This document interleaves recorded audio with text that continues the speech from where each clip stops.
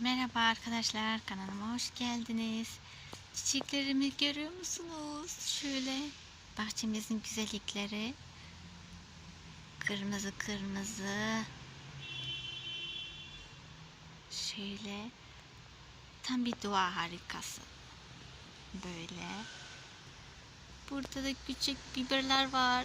Biber.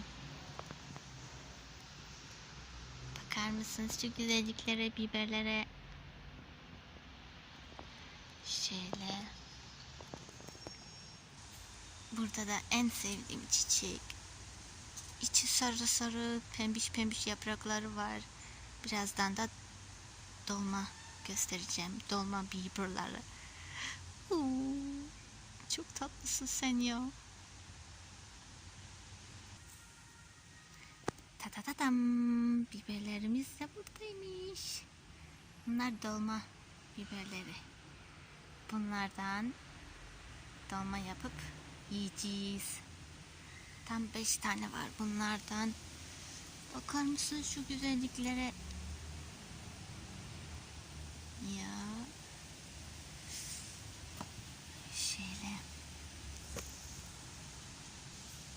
Burada da bir tane çiçek var.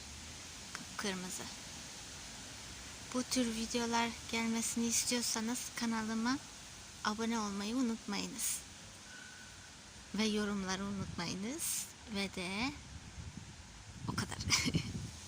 Beğenmeyi unutmayınız.